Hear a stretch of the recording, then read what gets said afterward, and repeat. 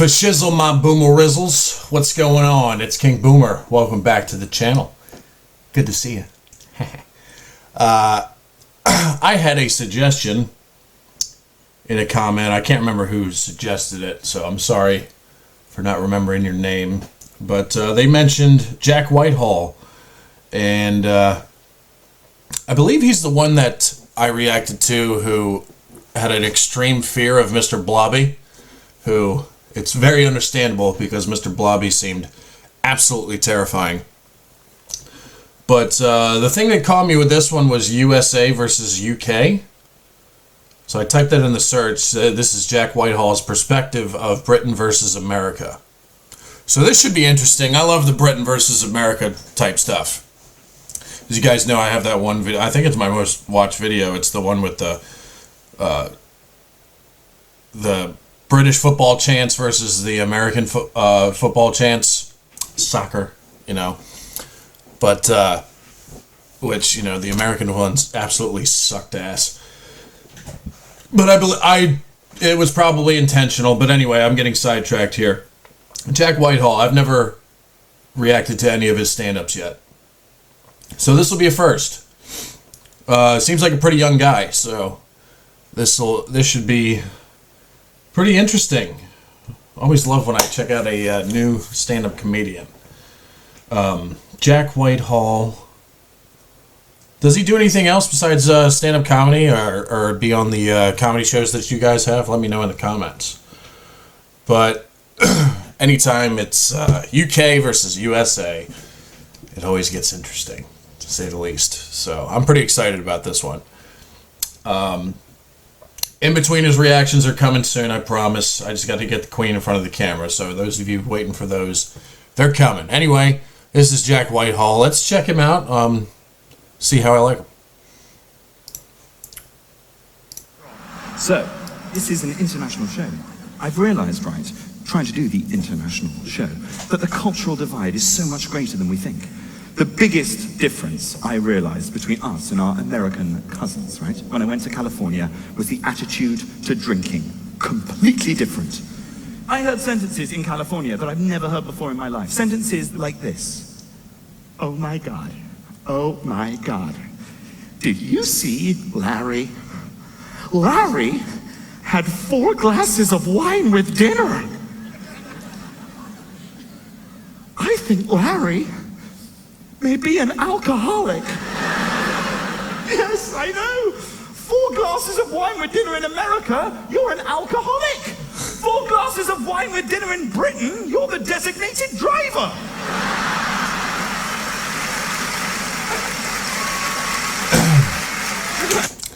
Now, the one mistake he made was doing this in California. Okay? If you did that in Pennsylvania or Florida, or what's another rowdy state that I can think of?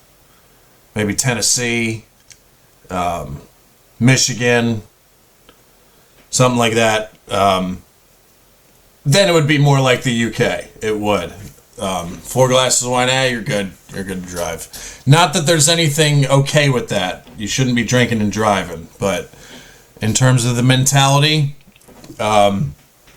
California's not the kind of place where you would get the same kind of perspective on drinking like the UK has. Definitely like Florida or Pennsylvania, something like that. Somebody drinks 4 glasses of wine and drives home, people wouldn't even blink an eye in those states. Probably New Jersey's probably one of them too. New Jersey's a bit rowdy. Anyway. Nothing sums up the differing attitudes to drinking in the UK and the US than in what we encourage our children, our little babies, to leave out Santa Claus on Christmas Eve. Oh, God. Do you know what the kids in America leave out Santa Claus on Christmas Eve? Elf on a shelf. And cookies. Hey Santa, I'm gonna leave you this big old glass of milk. It's packed full of calcium so your bones can be strong and sturdy. Love you Santa, Santa Claus, love you. Love you Santa Claus. What do the children of Britain leave out Santa Claus every Christmas Eve? Sherry! Meat America, which we have our children believe Santa Claus is downing at every house whilst operating a sleigh. Could you leave him a cookie as well, Daddy? No, eating's cheating, you Gotta grab some tinnies for the elves. I like how it's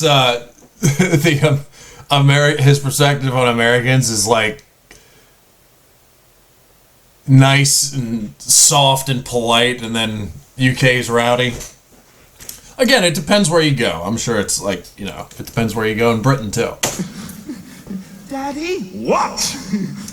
Why am I American and you're from the north of England? I don't know. Jack messed up your voice. And now he's messing up mine. I've gone Jamaican.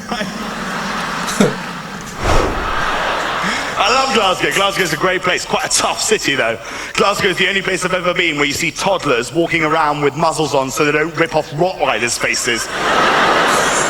But I arrived in Glasgow and I decided, right, what I needed when I was in Glasgow was to go out and start my day by getting a proper breakfast. I needed some energy, some food inside me. So I set off into the centre of Glasgow and I found myself a classic, sort of traditional, greasy spoon Scottish cafe. I walked in, there was a very dour-looking Scottish waiter staring at me, wishing that I was dead with every fibre of his being. I sat down and I ordered myself a big, big bowl of Birka muesli with all the fruits. And I took out my laptop and I just started typing away, just having it, yeah, that's how I type. It's a pedal-assisted laptop, and I was there typing away on my laptop, and then I made the fatal error, all right, of asking my newfound Scottish chum, the waiter, whether he had any Wi-Fi access. To which he looked at me as if to say, I haven't even got access to my f***ing kids. I said, oh God.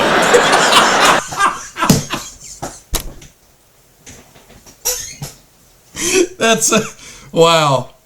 From my interactions with Scots on this channel, that seems like you guys. I love you guys. I don't even have access to my fucking kids. That's So great. at this point, I wasn't feeling particularly well loved. And then, thank God, the best thing that could possibly happen in this situation then occurred. An American couple walked in. And all of a sudden, I was no longer public enemy number one. As soon as this woman waddled into the shop, hey Marty, come in here, they're definitely gonna have waffles. The waiter, he's caught them, he's having a xenophobic stroke in the corner, Yankee Doodle fuck. She's as welcome in here as a bowl of couscous. I'm gonna take a omelette. She sits down, she's eating really loudly, she's slurping on her coffee. She gets to the end of her coffee, she slams it down and starts clicking at the waiter. I'm like, oh my God, this is gonna get messy. She's like, sir, come over here. I finished my coffee. I will now have my free refill of coffee. Oh dear. He did not like that. Yeah. He looked at her like she had just ordered dead baby soup or something without batter. And he couldn't even formulate a response. He wanted to say something, but no sentences came out of his mouth. After a minute of just aching and squealing, eventually he managed to out just a no! She, cool as a cucumber, goes, sir, I'm gonna give you a little reality check here, okay? In America, if you order a coffee, we give you a free refill. In front of everyone, he looks her dead in the eye and he goes, love, in Glasgow, we don't give a f***. Good. If you guys ever encounter any Americans who say anything like that, and they do exist, trust me, they exist here. I have to deal with them sometimes. If anybody does that over in your country, who happens to be an American,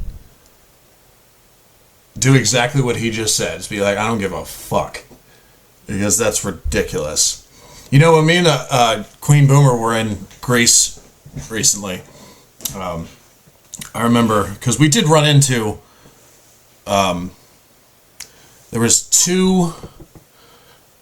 was one American couple, and there was one set of American girls who they looked like, barely 21, or say, they were young. and they were just rude and fucking. Oh God, it's making me mad just thinking about it. But the American couple really got me because first of all, he said he was from Miami, which gives Florida a bad name. Nothing like giving my state a bad name. Thanks, asshole. But we were in line to get on a plane from Athens to Paros, and when we were waiting in line, we had the carry-on bags. And one of the things they do is they check the carry-on bags to put them, to make sure they can fit.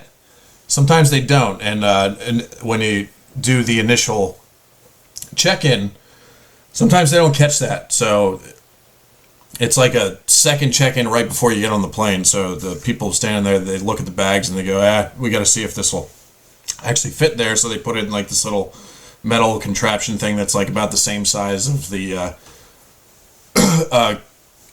cabinet thing that they put it in above your head in the plane. So the Greek attendants stopped them because they were in line right in front of us, this American couple, and one of the Greek attendants stopped and said, "Hey, we got to check your bag and see if it fits." And he was like, "But I already checked my bag." And he was like, "It doesn't matter. I have to check it again." So he tried to put the thing in there, didn't fit. And then he was like, "All right, you got to check this bag in with us. It's going to be 60 euros. And he was like, "But I don't understand. I didn't have to check it in the first check-in. Why should I have to check it in here?" You fucking idiot. So, and he threw a fuss for like 2 or 3 minutes about like how he shouldn't have to pay 60 euros for this. And I guarantee you that he was some asshole that makes like 20 times the amount of money that me and Queen Boomer make at our jobs. So finally they had enough. They're like, 60 euros or you no go on flight. You're not going on the flight unless you have the 60 euros to check your bag. So he was like, blah, blah, blah, and they went on the plane. Me and Queen Boomer get in after them, and they're like, and I had a carry-on bag. So he was like, "Sir, we're going to have to check your bag." And I just said, "Okay." So he puts the thing in there, and it doesn't fit. And he was like, "I'm sorry, that's probably going to be 60 euros again." And I said, "Okay, that's fine. I just want to get to Paros." And he looked at me, he looked at the Queen Boomer, looked back at me, looked back at Queen Boomer, and then he looked at the two people at the desk, and he said, "Give it to him for free. Have a nice flight." So all that, this guy bitched and complained for 2 or 3 minutes so bad that they were so shocked that me and Queen Boomer were just like, "All right, whatever, we just want to get to Paros," that they gave it to us for free. They didn't charge us the 60 euros. And, that's the mentality that we have. When we're in another country, we're just happy to be there and experience it. We came prepared. We set aside, we had saved up this money to make this trip. And if, it clocked on another 60 euros, fuck it, whatever. We just wanted to be there and hang out and experience some of the Greek culture. And because we were so nice, they actually gave it to us for free. But this guy from Miami is exactly what this guy, what Jack Whitehall is saying what this other guy was.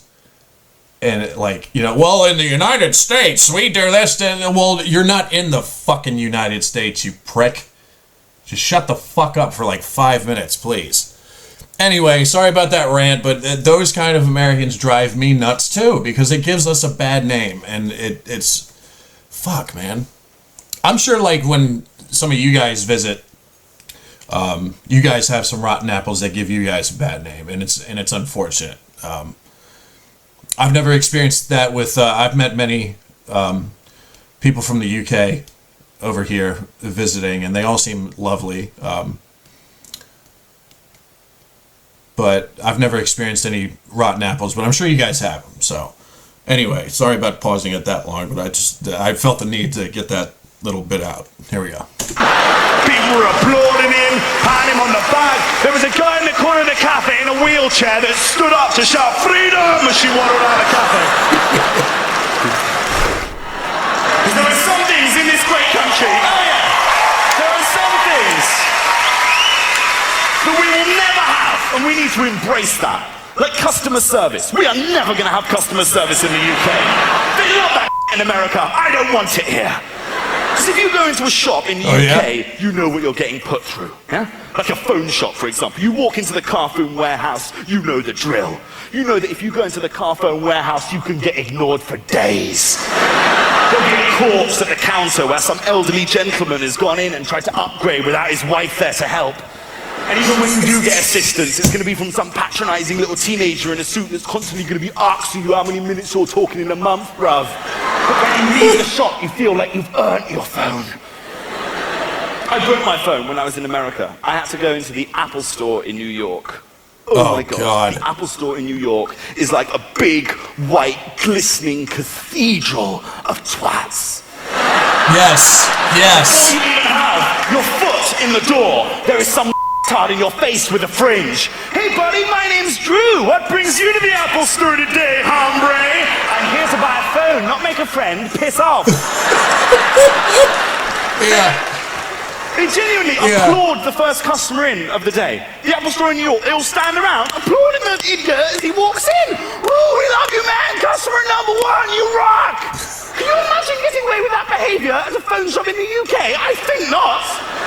T-Mobile in the Westfield shopping centre? The only customer that's getting applauded there is the last one out of the day. Oh, I think Christ you've got mate. We can all go down a pub, you black wheel.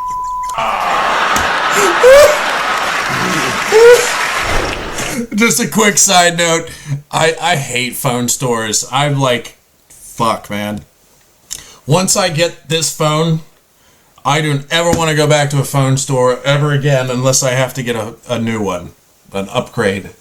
I try to make, I usually have a phone for at least 4 or 5 years before I get a newer one, because I don't care about getting, as soon as a new iPhone, like a new iPhone comes out every year, I don't give a shit. The one I have, it works, and it works for me, and it does everything I need it to do.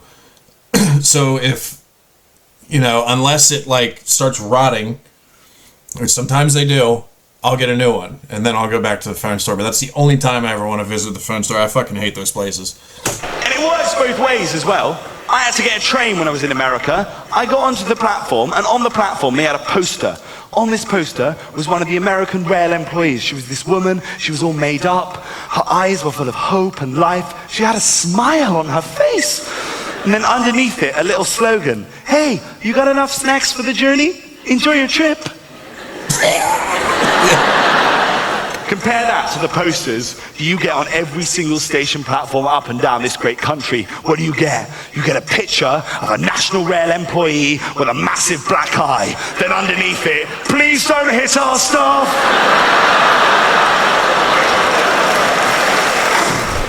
I think there's some stuff that my mum's brought me up with that everyone in this nation is brought up with. The closest we get to kind of British values, if you will.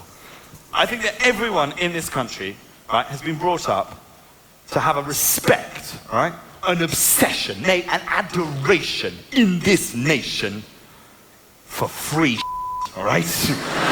We love free.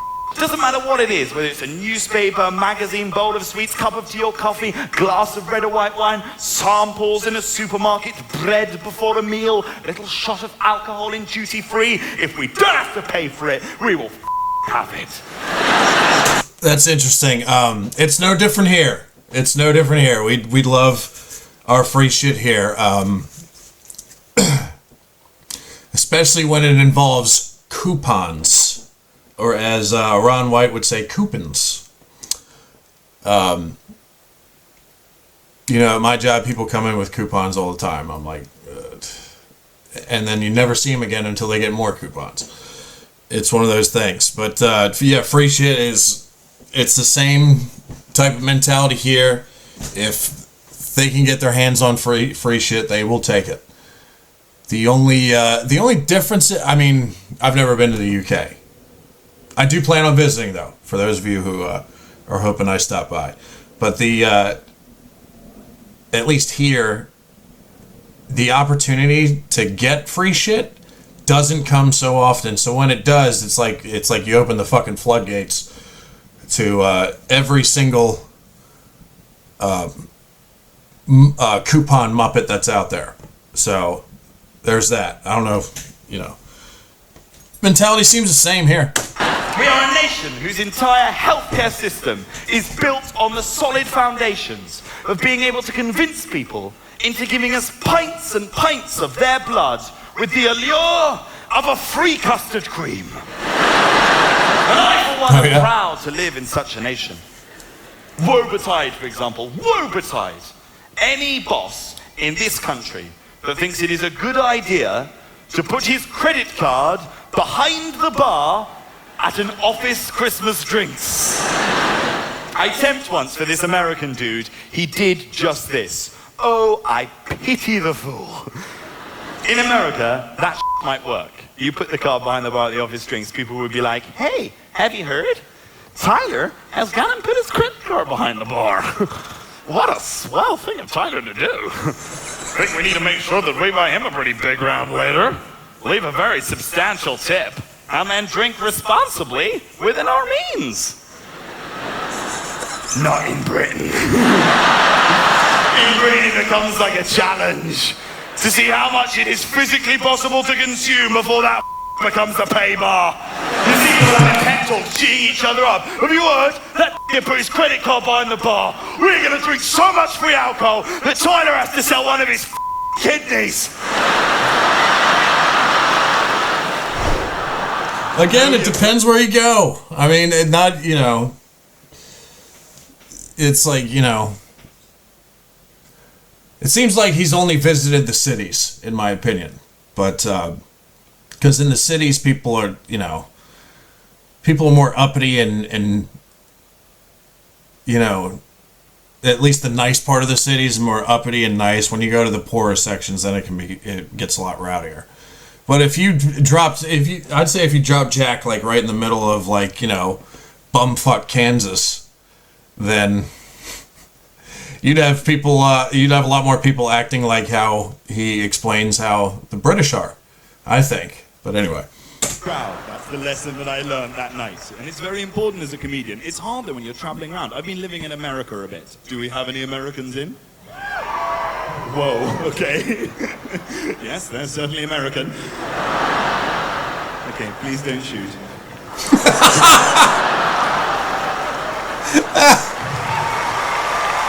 No, the applause that we want, sir.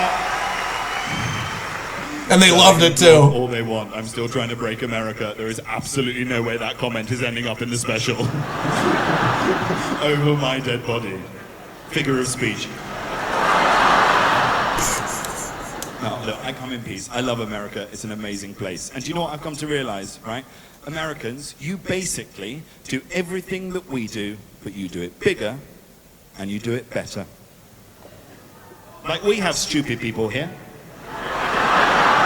But your stupid people are world class.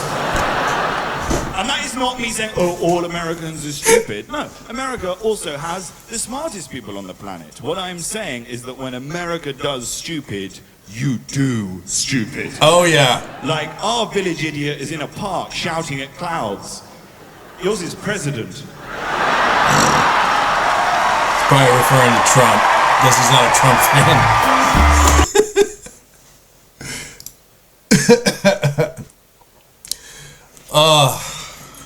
If only he were doing those acts when George W. Bush was president. Now that was a fucking stupid man. Don't get me started on him. That's the worst president I ever lived under. But yeah, I thought it was pretty good. Jack Whitehall. I was very entertained by that. I do think when he's referring to Americans, he's referring more to the city folk in the nicer part of the cities.